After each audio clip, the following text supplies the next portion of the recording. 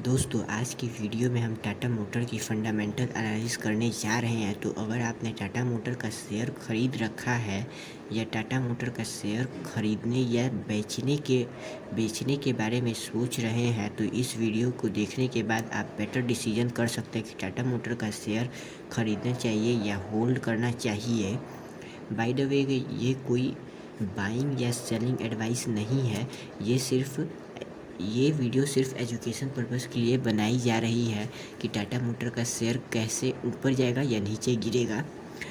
दोस्तों आप सभी टाटा मोटर के बिजनेस को समझ लेते हैं तो आई नो कि आप सभी जानते हैं कि टाटा मोटर एक व्हीकल मैन्युफैक्चरिंग कंपनी है, लेकिन उसकी जो डिटेल है वो शायद आपको पता नहीं होगी। तो उसके बारे में जान लेते हैं तभी आप कंपनी को ज़्यादा अच्छे से समझ पाएंगे। तो दोस्तों आप सभी को पता है कि टाटा मोटर एक ग्लोबल मैन्युफैक्चरिंग कंपनी है। टाटा ग्रुप की ये कंपनी सिर्फ कार ही नहीं, बस एंड अदर व्हीकल्स जैसे मिलिट्री के लिए ऐसे सब इंडिया के बाहर भी इंपोर्ट करती है। आप यहाँ देख सकते हैं ऊपर दोस्तों, जैसे यूके में जैगवार लैंड रोवर और सबसे ज़्यादा साउथ कोरिया में टाटा डीगू है। ये भी टाटा मोटर्स की ही एक पार्ट है। अगर जैगवार लैंड रोवर जो कि मैंने अभी बताया टाटा मोटर्स की ही एक पार्ट है, जो कि सेल्स देखते हैं तो फाइनेंशियल ईयर में 2021 में 74% लैंड रोवर ब्रांड से आई थी और 26% जैगवार से। और अगर इन दोनों ब्रांड्स को मिला देते हैं तो टाटा मोटर्स की 80% सेल्स होती है, जो कि टाटा मोटर्स की Jaguar and Land Rovers company से होती है। वो इन दोनों ब्रांड से ही आती है, यानी कि इन दोनों कंपनीज का भी टाटा मोटर्स टोटल सेल में बहुत बड़ा हाथ है। और रिवेन्यू देखते हैं तो टाटा मोटर्स का क्योंकि Tata Motors Jaguar land rover on करती है तो Tata Motors globally presence market में और आपको जान के हैरानी होगी कि टाटा मोटर्स का जो सबसे बड़ा रिवेन्यू आता है वो इंडिया से नहीं, नॉर्थ अमेरिका से, जो कि 20% है। सेकंड नंबर पे इंडिया आता है और थर्ड नंबर पे यूनाइटेड किंगडम और चाइना भी इसमें आता है और यूरोप भी आता है और बाकी कंट्रीज़ भी इसमें बात करते हैं इलेक्ट्रिक व्हीकल की तो टाटा मोटर अभी टॉप पर चल रही है। और आपने देखा भी होगा कि टाटा अपने काफ़ी सारी इलेक्ट्रिक व्हीकल लॉन्च कर दिया है, जैसे नेक्सॉन ईवी से बहुत सारी कारें अभी आने भी वाली है। और आपको जानकर हैरानी होगी कि 2020 में टाटा मोटर ने 2600 इलेक्ट्रिक व्हीकल कार सेल कर दी हैं और टाटा मोटर ने 63% मार्केट कैप लेकर बैठा है इलेक्ट्रिक व्हीकल्स कंपनी में, मतलब कारों में। तो इलेक्ट्रिक व्हीकल में टाटा मोटर का फ्यूचर स्ट्रॉन्ग दिख रहा है, लेकिन अगर आप इसकी फंडामेंटल देखेंगे तो आपकी एकदम से सोच बदल जाएगी। इस कंपनी की फंडामेंटल बताने से पहले आपको बता दें कि फंडामेंटल देखेंगे तो उसके साथ साथ निगेटिव पॉइंट्स भी डिस्कस करेंगे। तो हो सकता है कि आपको लगे कि ये शेयर बिल्कुल बेकार है, तो आधी बात सुनकर मत चले जाना।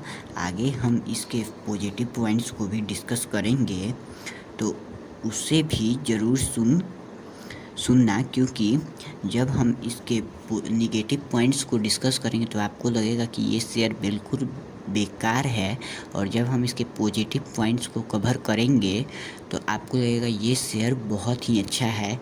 इसलिए आप दोनों पॉइंट को ज़रूर सुन लेना, तभी आपको समझ आएगा। तो टाटा मोटर की मार्केट कैप 1,20,152 रुपीज़ है।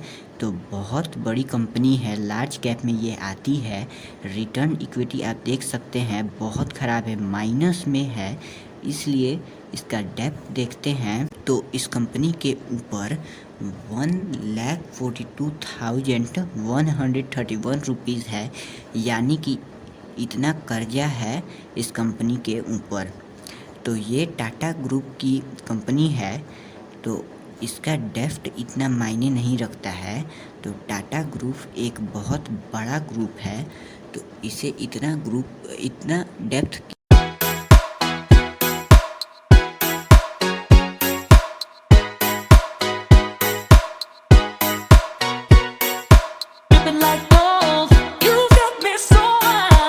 इसके लिए इतना डेप्थ टाटा ग्रुप के लिए इतना कुछ नहीं है, ये आराम से चुका सकती है, क्योंकि आप इसकी 9,000 कुछ है, इसमें आप इसकी देख सकते हैं। और प्रोमोटर की होल्डिंग भी आप देख सकते हैं 46.9% है। तो आगे आप देख सकते हैं सब कुछ। मैं बोल रहा था उतने टाइम से कि ये कंपनी बहुत अच्छी है, ज़्यादा पैसे देती होगी, ज़्यादा डिविडेंड देती होगी, लेकिन ऐसा कुछ नहीं है। आगे हम इसकी इंट्रिंसिक वैल्यू, डिविडेंड, ये सब कुछ बताने वाले हैं, तो आगे अभी आप बने रहें।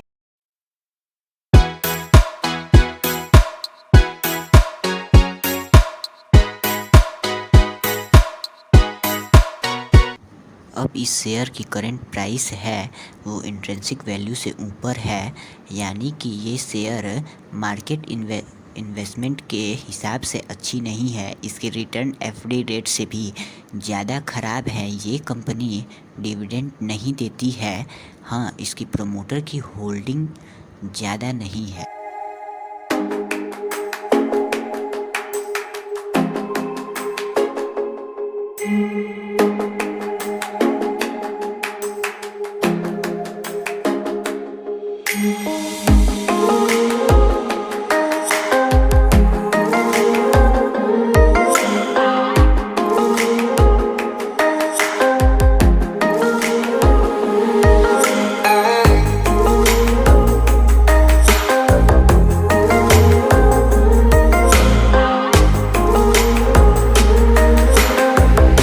तो दोस्तों, आप कंपनी के बारे में जान चुके हैं, तो और आप इस कंपनी के फाइनेंशियल देख चुके हैं। तो अब बात करते हैं कि फाइनल कंक्लूजन की। तो दोस्तों, आपने देखा कि कंपनी प्रॉफिटेबल नहीं है। कई सालों से कंपनी लॉस हो रहा है, और लास्ट क्वार्टर्स में भी कंपनी को लॉस ही हो रहा है, यानी कि कंपनी को बहुत लॉस में चल रही है।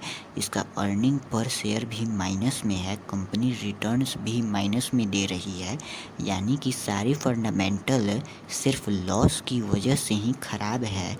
और कंपनी के ऊपर डेट तो है ही, लेकिन मार्केट कैप से ज़्यादा डेट है।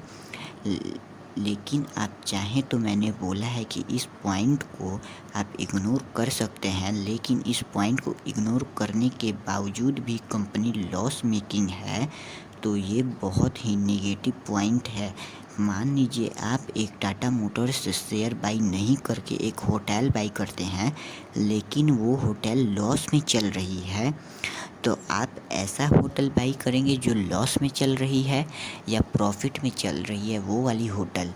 तो ऑब्वियस सी बात है, आप प्रॉफिट वाली ही होटल बुक करेंगे। तो क्योंकि इस कंपनी पे डेट भी ज़्यादा है, इसलिए ये कंपनी रेगुलर लॉस हो रहा है। और इस कंपनी के सामने बहुत बड़े बड़े कंपटीशन है। लोग ज़्यादातर मारुति सुजुकी एंड ह्युंडई की गाड़ियाँ ख़रीदना ज़्यादा प्रेफर समझते हैं, और Jaguar and land rover segment में चले जाते हैं तो वहाँ पे BMW एंड ऑडी मर्सिडीज़ जैसे बहुत बड़े बड़े एग्जाम्पटिशन है। तो टाटा मोटर्स के लिए ये बहुत निगेटिव पॉइंट है। अब बात करते हैं पॉजिटिव पॉइंट के। तो अभी तक मैंने आपको जो निगेटिव पॉइंट बताया, ये मैंने आपको पास्ट एंड फ्यूचर दोनों को मिलाकर बताया। लेकिन जब भी हम किसी भी कंपनी के शेयर बाई करते हैं, तो वो हम फ्यूचर के लिए बाई करते हैं। पास्ट एंड प्रेजेंट के लिए नहीं। और आप लोग जानते हैं कि टाटा मोटर की ईवी मैन्युफैक्चरिंग कंपनी कितनी बड़ी है और 2600 यूनिट इसने बेच दी है 2020 में। तो टाटा मोटर एक बहुत बड़ी कंपनी है। तो ये ईवी मैन्युफैक्चरिंग में बहुत आगे है अभी, और फ्यूचर में भी आगे हो सकती है। और ये सिर्फ ईवी नहीं, ट्रक, बस ये सब भी बनाती है, तो इसमें भी ये आगे है। तो अब आपके ऊपर डिपेंड करता है कि आप इस कंपनी को बेचना चाहेंगे या फिर अभी ख़रीदना चाहेंगे। तो कि सजेशन रहेगी तो आप इसे प्रॉफिट और डेप्थ, हाई रिटर्न्स अभी आने वाली है। और शायद फ्यूचर में जब ये कंपनी जब बड़ी हो जाएगी, मैंने बताया कि ये ईवी मैन्युफैक्चरिंग में आगे है, तो शायद ये इसका अर्निंग पर शेयर भी स्ट्रॉन्ग फंडामेंटल भी हो जाए। तो ये शायद आप लोग इस कंपनी को बाई कर सकते हैं, लेकिन आप एक बार फिर से स्ट्रॉन्ग रिसर्च कर लीजिएगा, तभी आप टाटा मोटर कंपनी को आप ख़रीदिएगा। चलिए होटल के एग्जांपल समझते हैं। मान लीजिए वो होटल अभी लॉस में चल रही है, तो आप उसे बाई करेंगे अभी? नहीं, क्योंकि आप लॉस में अभी आप ख़रीद लेंगे तो कम दाम में भी तो आपको पड़ रहा है, कम दाम में भी तो आपको मिल रहा है। और आप अगर मतलब प्रॉफिट वाले को बाई करेंगे तो आपको ज़्यादा पैसे भी तो देने पड़ रहा है। और अगर आप जान लेते हैं कि ये 5 महीने 10 महीने बाद ये प्रॉफिट में आ जाएगी ये होटल, तो आप इसे ही क्यों नहीं ख़रीद सकते हैं। और हाँ, यहाँ पे एक बात क्लियर करनी बहुत ज़रूरी है, और ऐसे ही कि ज़रूरी नहीं कि कंपनी के फंडामेंटल ख़राब हैं तो शेयर की प्राइस गिरे।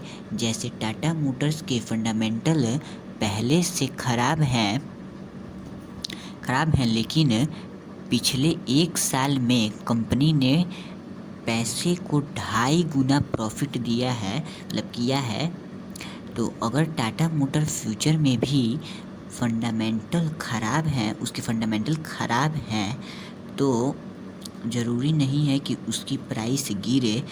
और अगर उसके फंडामेंटल अच्छे हैं तो ज़रूरी नहीं है कि उसकी प्राइस बढ़े ही। किसी भी कंपनी का फंडामेंटल बहुत ज़्यादा ख़राब होने लगता है तो उसकी प्राइस गिरती है। किसी भी कंपनी का फंडामेंटल बहुत ज़्यादा अच्छा हो जाता है तो उसकी प्राइस बढ़ती है। तो इन सभी बातों को ध्यान रख कर ही आप डिसाइड करना कि टाटा मोटर्स का शेयर बाई करना चाहिए आपको या नहीं। मैं उम्मीद करता हूँ कि ये वीडियो आपको पसंद आई होगी। अगर आपको पसंद आई है तो एक लाइक कर दीजिए, और अगर नहीं पसंद आई है तो एक डिसलाइक कर दीजिए, और हमारे चैनल को सब्सक्राइब कर लीजिए, क्योंकि आपके एक सब्सक्राइब करने से मुझे मोटिवेशन मिलता है। आपको अगर ऐसी ही वीडियो देखनी एकदम फ्री तो आप लोग मेरे चैनल को ज़रूर सब्सक्राइब कर लें। और आपने अगर यहाँ तक वीडियो देखी है तो आप हमारे लिए बहुत स्पेशल हैं और स्पेशल रहेंगे। Thanks for watching. मिलते हैं किसी और वीडियो में और अगले कुछ अच्छे से टॉपिक के साथ।